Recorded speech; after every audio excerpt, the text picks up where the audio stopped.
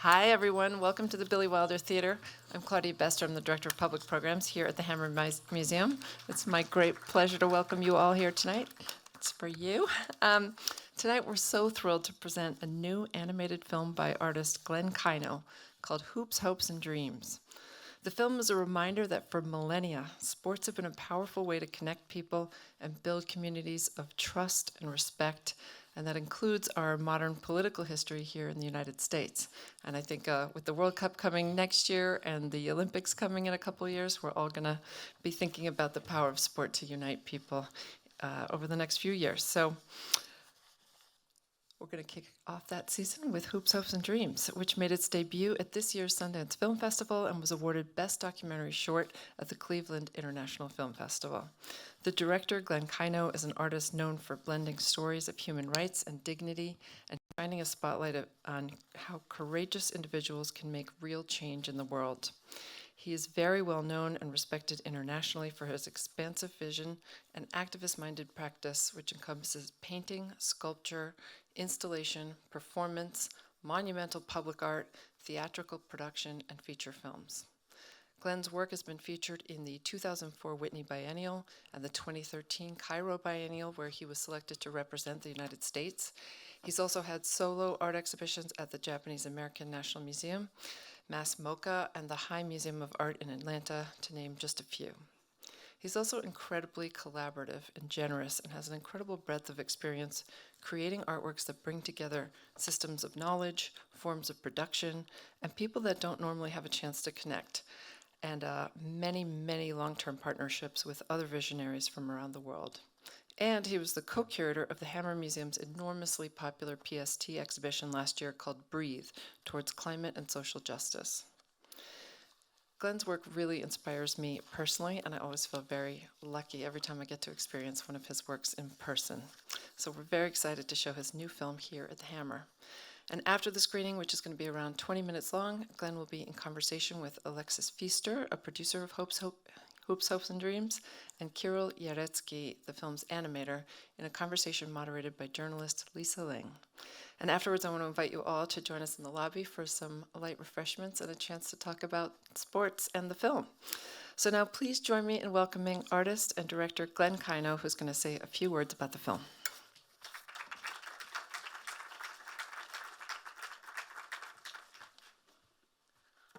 Thank you so much. I love being here.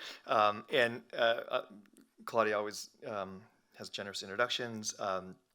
And I'm glad that she talked about collaboration, because a lot of my collaborators are here tonight.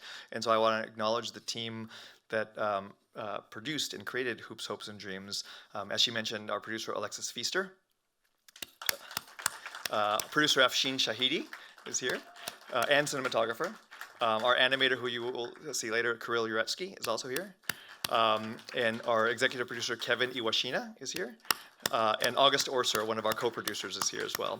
And as she said, I get to work with a lot of cool people, including those folks. But one of them was also a fellow named Tommy Smith, who in 1968 did the salute at the Mexico City Games, Olympic Games, and we've made a lot of projects together. I tell the story because it's a little bit of the origin story of this film.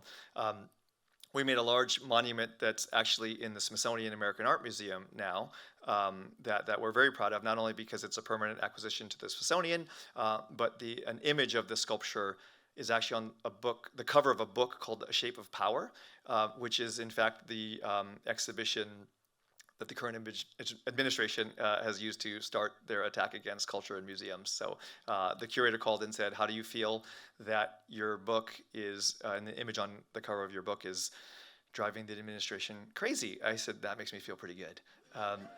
So Afshin and I have worked with Tommy and done a lot of things. We made a film together with Kirill.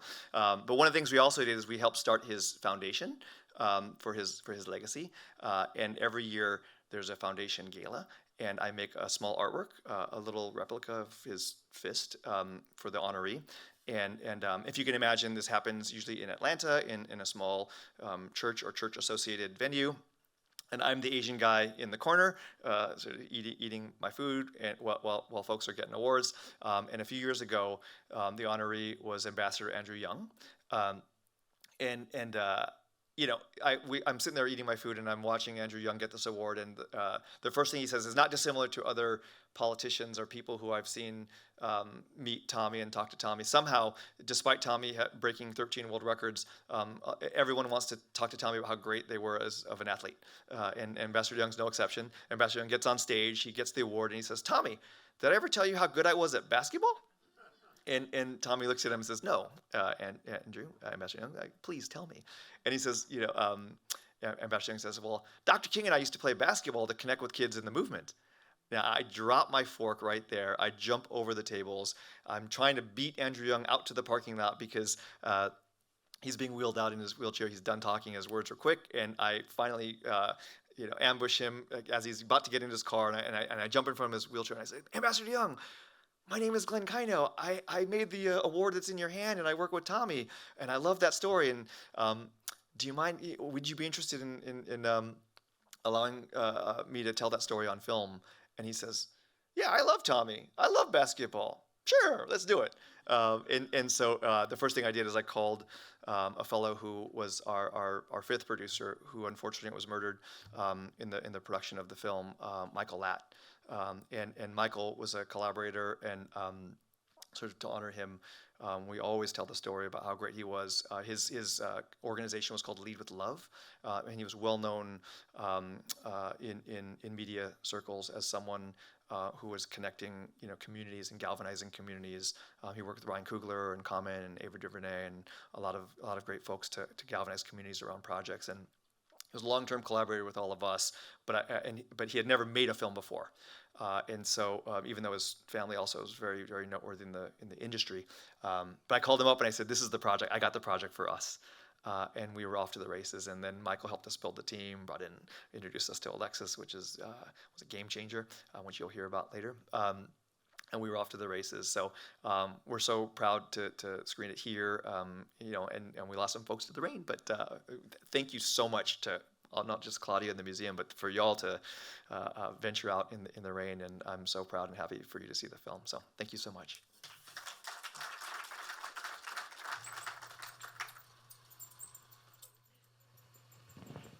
So now I will get the honor of introducing all of our team. But I'm going to start with Lisa. So Lisa Ling is an American journalist and television personality who co-hosted The View and several documentary series, including This Is Life with Lisa Ling on CNN and HBO Max's Takeout, which explored Asian American cuisine and history. Also, I would say, fun fact, Lisa Ling and I are the first ever Twitter followers of each other, because Twitter just came out. We were together and we were like, "What is this Twitter thing? Let's follow each other." And so I don't know if she's deleted and retweeted me, but if you go look at my Twitter, it's like chronological. It's Lisa Ling. So please welcome to the stage Lisa Ling. Thank you. Alexys Feaster spent 6 years at the NBA, focused on helping NBA players off the court by creating programs and initiatives for leadership development. Feaster also developed voter engagement strategies for President Obama's re-election campaign, such as Alicia Keys' "We Are a Powerful Force," the NFL's "Gotta Vote," and Jay-Z's "Power of Our Voice." And these are like the bios they gave me. But fun fact, when Michael, we were building the team, he said, "I think I have a new producer that we need to consider for the film." I said, "Great, anything you say." He goes, No. She was at the NBA for a decade in Obama's campaign." I said, "Yes, how fast can we meet?" So please welcome to the stage Alexys Feaster. And then lastly, Kirill Yeretsky. Kirill is a Ukrainian-born animator with dozens of credits, including working with Stephen Colbert to create animated series, and he actually and I have collaborated. I actually have not made a film without Kirill Yeretsky. We made a movie called In and of Itself together that he animated. We also made a movie called Withdrawn Arms that he animated. A fun fact about Kirill is that when the Kobe Bryant animation came out, he said to me, "If you ever have a basketball project, you have to let me know." And I would have called him anyway because he's brilliant and we've already worked together and we love working together. But of course, I made the call. So please welcome to the stage Kirill Yeretsky. That's all I got. All right, I'm going to take it away. Okay, how cool is this film? Isn't it so special and beautiful? And you know the little Asian girl at the very end, that photo? That's my daughter, Ray. And we're going to be talking about the ability of basketball to transcend cultures in this conversation. But my daughter also plays for this league called the J Leagues, which is short for the Japanese leagues, that started in the 1900s at a time when people of Asian descent were not allowed to play with the white folks. And so they started these leagues that have persisted. And during Japanese internment, they became very, very serious, but they really got reinvigorated after 120,000 people of Japanese descent were released from being interned or imprisoned. And it's never lost on me that my daughter is part of this legacy. And so, yeah, just another example of the way that basketball can really transcend cultures and be such a cultural unifier. So anyway, Glenn, your artistic vision is so boundless and never ceases to amaze me. And it's incredible to me as a documentary filmmaker myself that you conceived of making a film when there was no video that existed of the subject or that which he was doing in the film. Like there was no video of Dr. King playing basketball. How did you come up with this idea to make a film about it? Like, was it always in your head that I would work with Kirill on animating it? Well, it's twofold. We didn't know that there was no photos when we started. Okay, so After you promised Andrew Young. I was the guy eating in the back of the church, and I dropped my fork, and I assumed that there was a photo. And during the interview that you saw, Michael was there. It was the last interview that we got to film together. But during the interview, Michael says to Ambassador Young, he goes, "Oh, Ambassador Young was bragging about all his his skills, and at one point, not as just his basketball skills, he says, and by the way, guys, I was the photographer for the movement." And so Michael and I look at each other like, "Oh, he's got the picture," So the interview's finished, and Michael says to Ambassador Young, he says, "So, Ambassador Young, I just heard you say that you were the photographer for the movement, so you must have a great photo of you and Dr. King playing basketball." And he goes, "Oh, no, that doesn't exist." And we said, "Why?" He says, "Well, because I was on the court." And so it was at that moment we realized how deep we were in. But it was at that moment where I said, "You know what, though, we got Kirill." So I literally left the interview. I said, "Michael, we got this guy Kirill. We're good." So wait, so Glenn, you conducted this interview with Andrew Young without knowing that even as much of a photograph did not exist. yeah, and and Michael and I had already reached out to the foundation. We reached out to like 6 museums before the interview, and no photo happened. And we were dumb confident. We're like, we're gonna get at the interview. I mean, the exemplification of the boldness of an artist. Because truly, that is the first question that we documentary filmmakers ask is there video? Are there photos? Oops. I had no idea. So you immediately engage Kirill, who did such an incredible job. How did you two work together? Because you are a visual artist, multimedia artist yourself. How did you two work together? Your mic's on you. Your mic sticks. Yeah. Glenn and I first met on a production of a different film, in and of itself, that Glenn helped produce, and since then we worked on a handful of projects together. And the other ones, he also brought me an audio and said, "What can we do with this? How can we visualize this story in a way that isn't just kind of substituting for not having live action available, but what can we bring to it that feels symbolic and poetic, and not just what happened, but how did it feel?" And so then we start collaborating and figuring out how to tell these stories in the best possible way.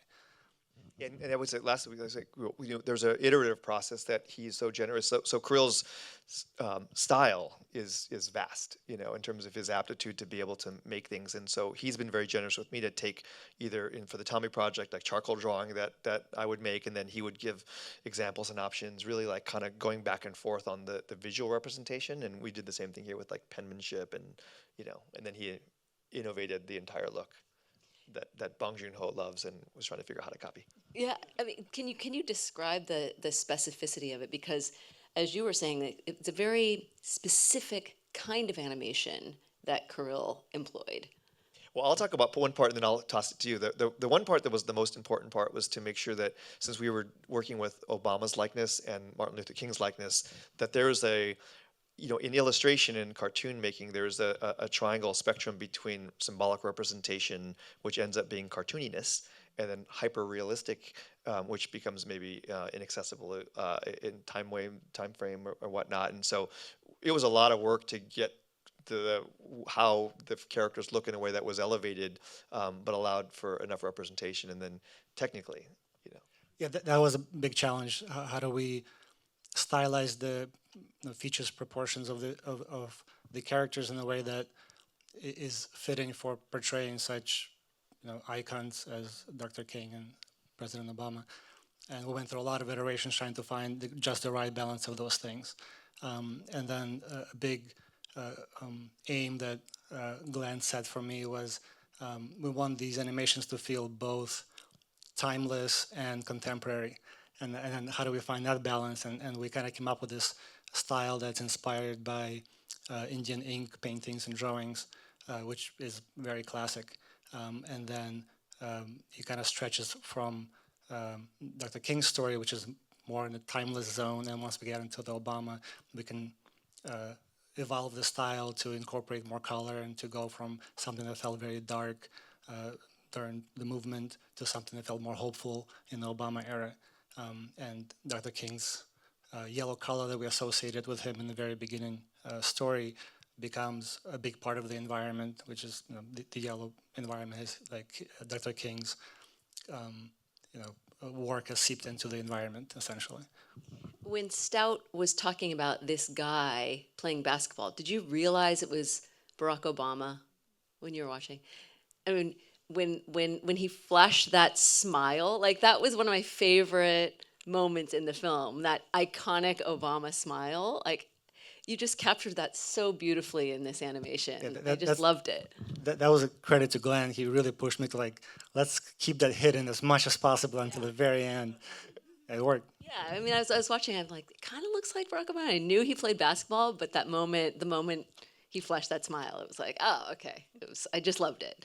Alexys, why as a producer did you feel like this story had to be told right now? I think this story, I mean, every time that we get on the stage, Glenn and I, we, have these screenings and have these conversations, and we get this question, right? And so I like to ask the audience, how many people in this room are looking for a moment that feels hopeful?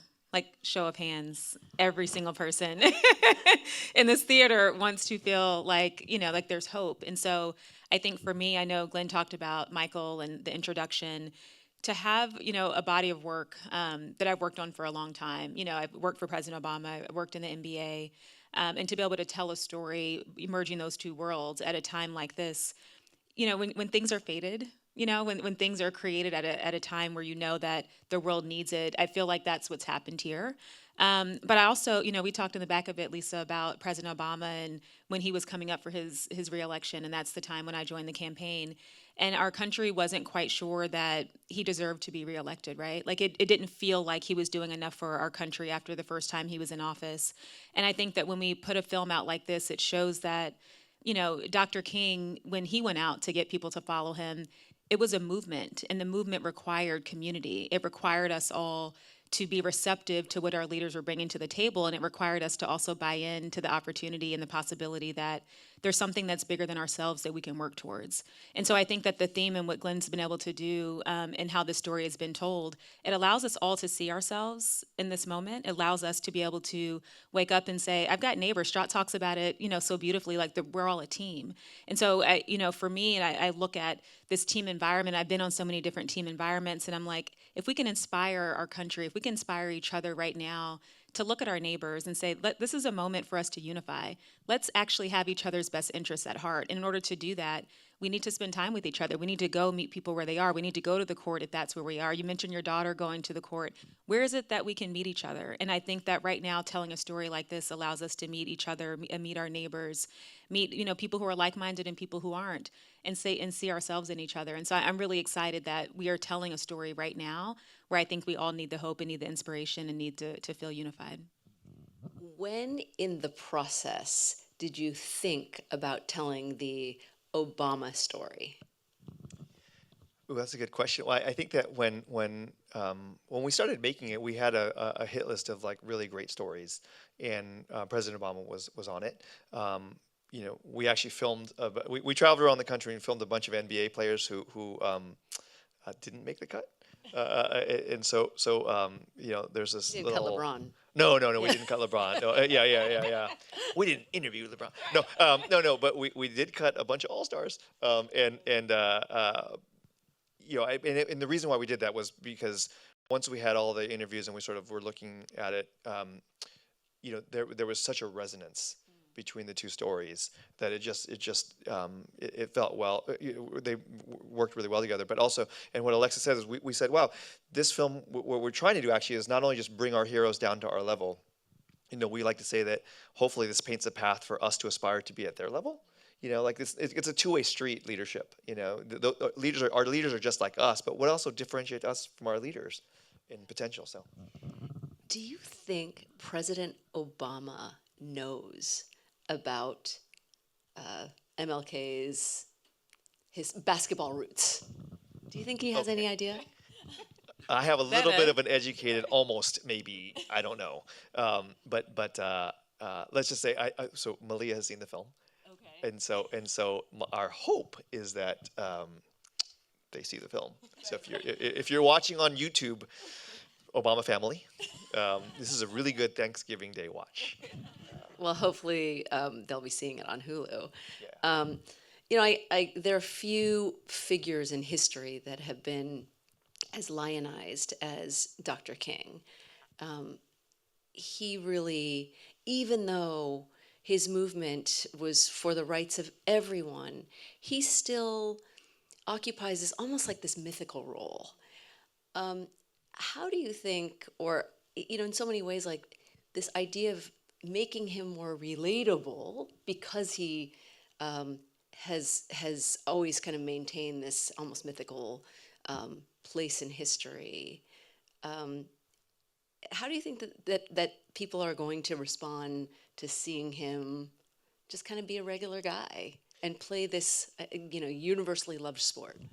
I'll start, and then I'll throw it to you to finish. But I would say, like, the best story I have about what I hope happens is what happened when Bernice A. King joined our team.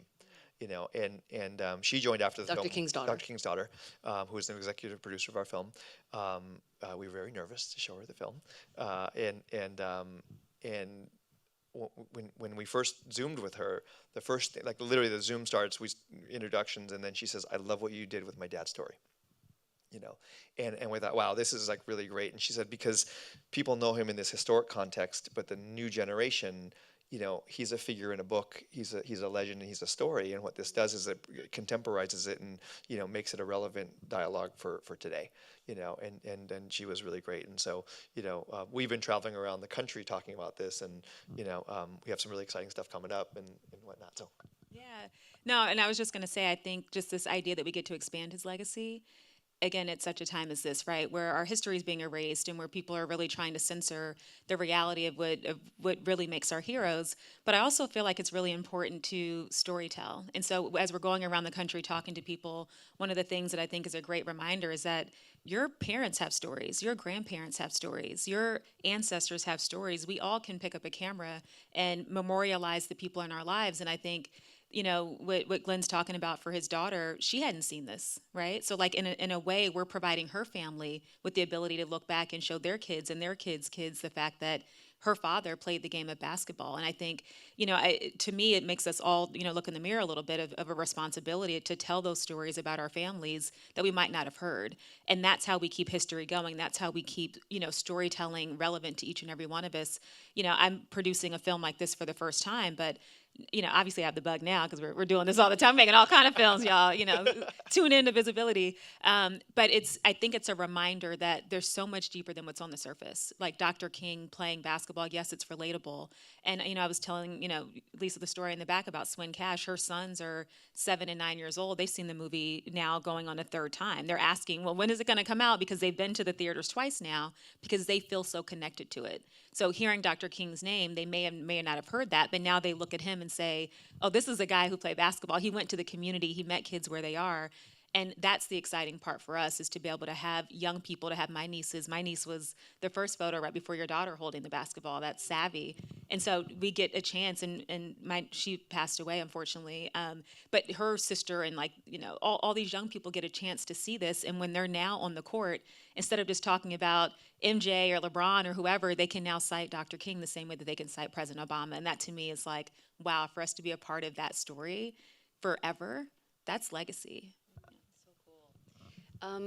You mentioned your co-producer, Michael Latt. Can you talk a little bit about who he was and how he left his imprint on this film as well? Yeah, I mean, thank you. That's I get emotional. The first question of that I've been asked before. The second part on the imprint is something that we have not spoken about that much, but I'm happily tell you. So Michael was a young community sort of marketer, organizer. He got his start because he was connected with Ryan Coogler early when Ryan was making Fruitvale Station. And he built the community outreach program for Ryan.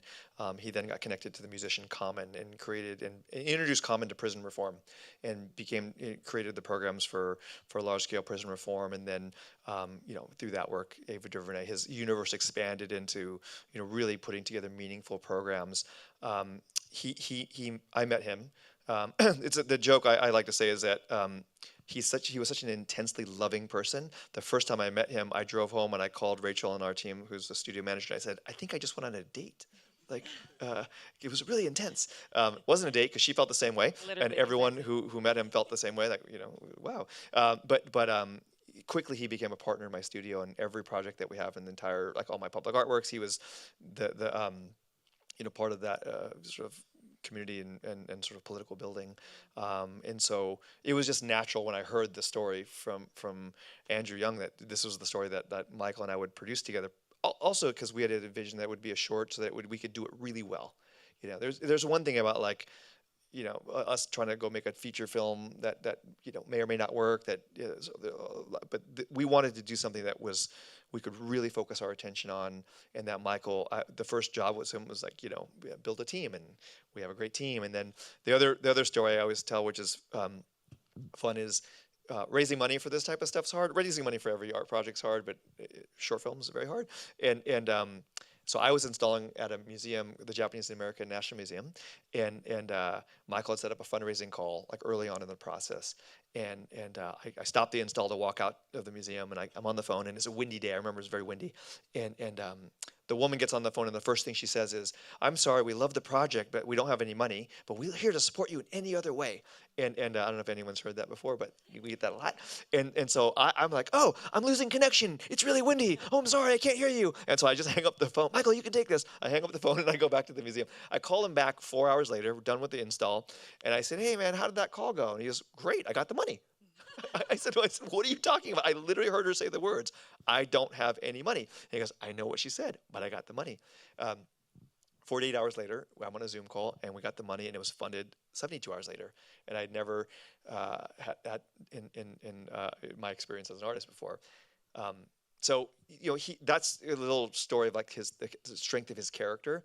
I'd say the last little bit, I'd say for this film, we definitely feel like he's in the room here with us. I mean, from the way that we got to be connected with our distributor, Hulu, so Anscape, for all you saw that in the beginning, Anscape is a division of ESPN, which is a division of Hulu. And even at Sundance when we were premiering, we're getting ready in the house that we rented or whatever, and I'm putting on some clothes, and then a friend of Michael's texts me, and I don't know her that well, but she texts me, "Answer your phone." And I was like, "Oh shit, I don't know you that well to send me that text." So I'm going to answer my phone because I don't know you that well. And the phone rings, and it's not her. Her name is Tanya Zelfat Taram. She's amazing. I answer the phone, and it's another woman, and it says, "Hi, Glenn. I'm Marcia Cook. I'm the head of ESPN Films, and we need to have this film." And I was like, "That's crazy," because that's a Michael friend that I would not have picked up if not for this crazy text that she sent that was urgency. And she says, "Yeah, I was just having coffee. I wasn't even planning on screening your film." She throws this film on the laptop while she's making coffee and she's getting ready, and I'm looking at it, and she says, "I'm at the part where Jerry West starts talking." And so I said, "If you're at Jerry, you're 6 minutes left." And I hung up on the phone. I hung up on her, and she calls me back, and 6 minutes later she says, "Don't ever hang up on me again." Now I'm crying, and we have to have it. And throughout this entire process, there have been Michael moments at every turn. So there was a blessing at every turn that we know that he's sort of helping to coordinate. So, anyways, that's the imprint. No, I mean, yeah, go ahead. Oh, no, I was just going to share, I think one of the things about Michael's legacy, too, that I think is important about this film is his allyship. And it's something that we've been talking about a lot, because even how I got introduced to him when he called and I was telling him a bit about my background, sometimes people will say, "Oh, yeah, I'll come back and get your advice or see what you think." He immediately was like, "Oh, you need to be a producer on this film. Like, you need to be an owner of this film. You need to be, like, as a Black woman who's been the only person to work at the NBA, who's been the only person to work, for President Obama at this level, like, the way that he sees people."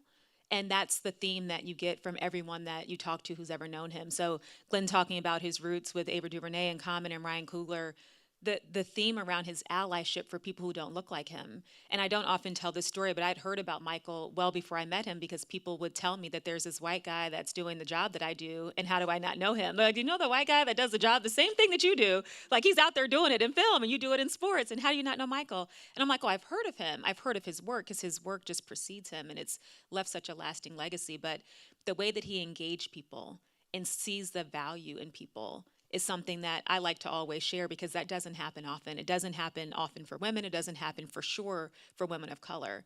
And the way that he immediately is like, "You have value. You deserve to have your voice, be at the forefront," is something that I want to always be vocal about, because that confidence that he put in me as a filmmaker to say that I deserve to be here, and then to have Glenn and the rest of the team consistently, be that came from Michael's spirit too. And so I wanted to make sure to talk about the allyship that he exhibits that still permeates in who we are as a team today. Yeah, it's powerful to hear you tell these stories. And you talked, Alexys, about this concerted effort to erase history right now. I mean, look, we're living in dark times right now, and this backlash to anything that is considered woke is so disturbing, because really what this is an attempt to erase history. But what you've done is just so special, because it takes this universally loved sport that, again, crosses cultures, transcends barriers, and you're using it as this device to tell this incredible story about the civil rights movement. And I just think it's so cool. Congratulations. And it's especially cool that it's going to be airing on Hulu. In fact, when you told me that, I said, do they run a lot of shorts? And you said no. But it's just so special. Yeah, exactly. When is it going to be airing or launching? January 19th, Martin Luther King Day. 2026. Yes, very exciting. Isn't that cool? Do we have time for some questions, Claudia? A little bit of time. Does anyone in the audience have any questions? Kevin Newashina has a question.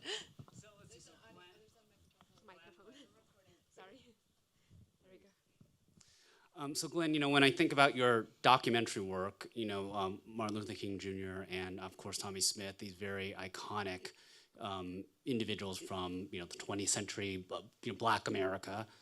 And I know you grew up in Los Angeles, and there's a long history of the relationship between the Japanese American and the Black community. So I'm just curious how that has influenced your work, and what's kind of motivated you to kind of so authentically talk about these individuals. Well, I would say that thank you, Kevin. The biggest thing I always say is that I've learned throughout my artistic practice that being in service is sort of like my primary intention. I also spent 11 years with Oprah Winfrey, and which That's just where we went. that's where That's we where we met. Yeah, which really just sort of reinforced that the idea of the talent I have, I guess, as an artist, can be used towards furthering stories of Asian communities, but stories in general, primarily also when I grew up. I grew up in a very multicultural environment. Best friend was black. We both went through this really crazy sort of gang affiliated sort of, circumstance. And really, I've always grown up with like a deep sense of empathy, not only from my own personal trauma, but from understanding what trauma looks like and feels like and whatnot. And so, for me, I always say I use art and the systems associated with art to put together people, places, and things and stories that don't normally have a chance to connect. Because art, I believe, is the last place where there's no real KPI or there's no ROI. There ends up being if you're in the contemporary market. But generally speaking, the result of a great artwork is that you've put out an idea of what the world might look like in a better way. And so for me, that has always been like the key thesis, which has drawn me to incredible moments like meeting Tommy Smith, because I had a small picture of him taped to the corner of my iMac, and my buddy came in and said, "You want to meet him?" And I said, "Yes." And I ended up bringing Tommy Smith to the Oval Office to meet President Obama, and President Obama was like, "How did you bring you here?"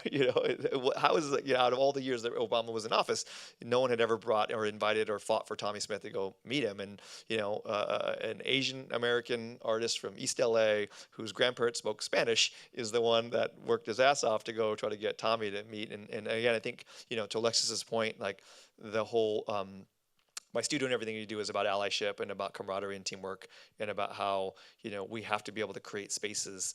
And the last little bit, I know I'm like rambling, but like the last little bit, I think about spaces like this, even in institutions. And thank you, Claudia. Recently we've been having a lot of dialogue about the political climate. And an activist said the most profound thing to me, not to me, but in a big room. And he said, protest into policy, all that stuff we have to do. It's really great. But what the left doesn't do well is that we don't make a welcome home for defectors. We don't invite people into the movement. We kick people out of the movement if they disagree with a thing. And the right, they just accept everyone. We hate 6 people, but if you hate one of those 6, you're in. But on the left, it's like if you disagree with one of these issues, you're out. And I think that art is the last space, and storytelling and film is the last space where we can actually create very discrete homes for defectors by creating moments where you can see themselves in stories in some capacity. It's so true. I've always believed that, it really becomes hard to hate someone if you know someone, right?